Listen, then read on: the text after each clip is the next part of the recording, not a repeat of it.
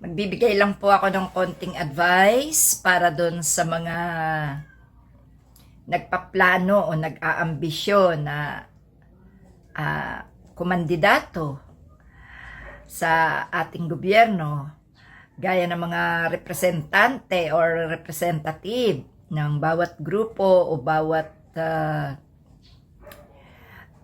nasasakupan, no? Advice lang po ito, huwag kayong magagalit. Ito po ay para din sa ating lahat, sa ikabubuti natin, ano? At para sa inanais nating pagbabago. Alam ko po na kayo may mga kakayahan. Alam ko po na kayo ay may karunungan, no?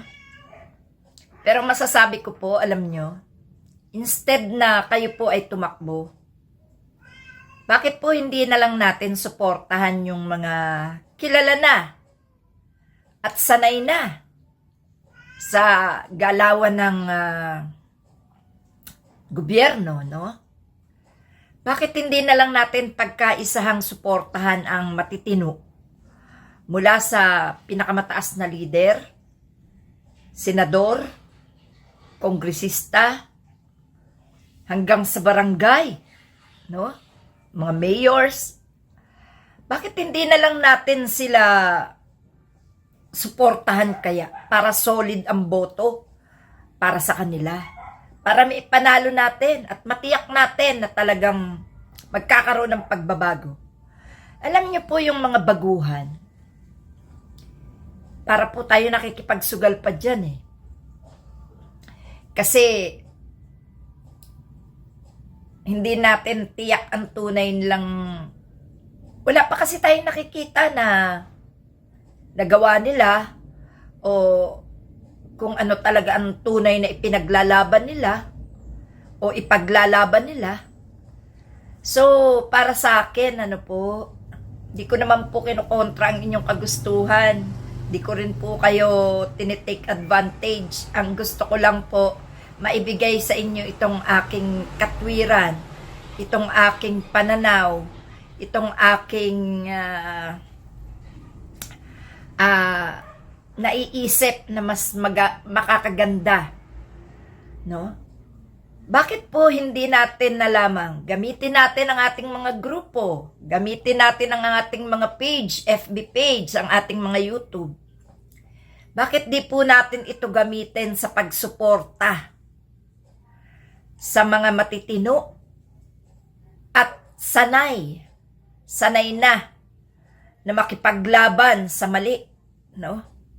Marami pa tayong mga politikong matitino, makabayan, makatao, at makadiyos. Yung itatakbo natin, imbis na tayo ang iboboto, mauuwi din lang naman tayo sa pagkatalo. I-support na lang natin sa kanila. Wag na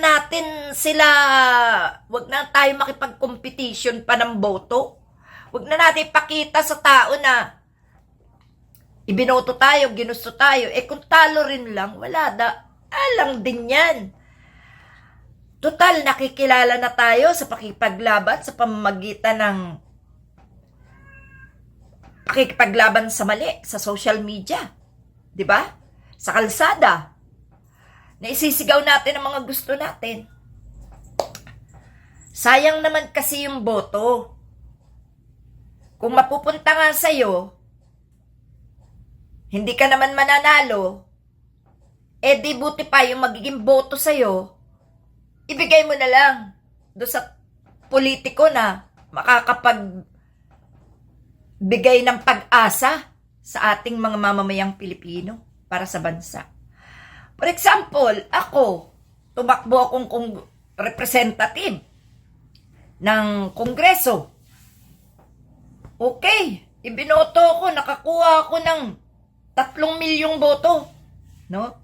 For example lang to, mga DDS, huwag kayong masyadong advance ang utak. For example, si Aling Marie tumakbong representative ng kababaihan o ng matatandang hukluban, sabi nga ng mga DDS. Aba, nakakuha nga ako ng 3 milyon o 5 milyong boto. Talo pa rin naman ako. Aba, edi hindi na ako tatakbo pag ganun.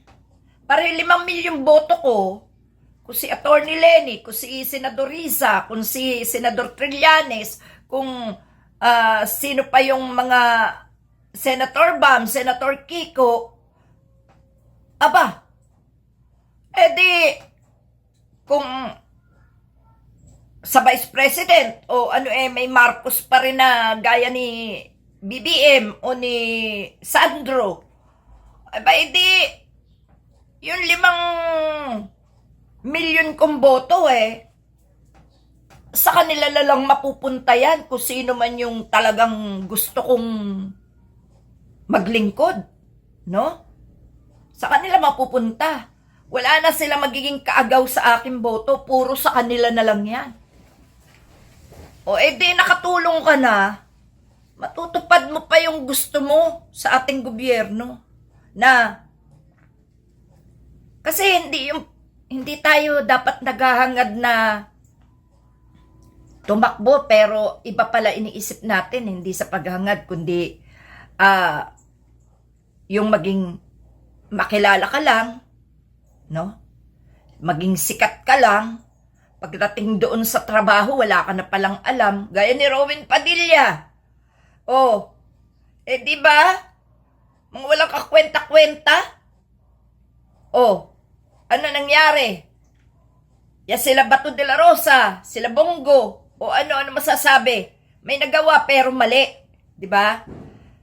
Kabobohan, katangahan.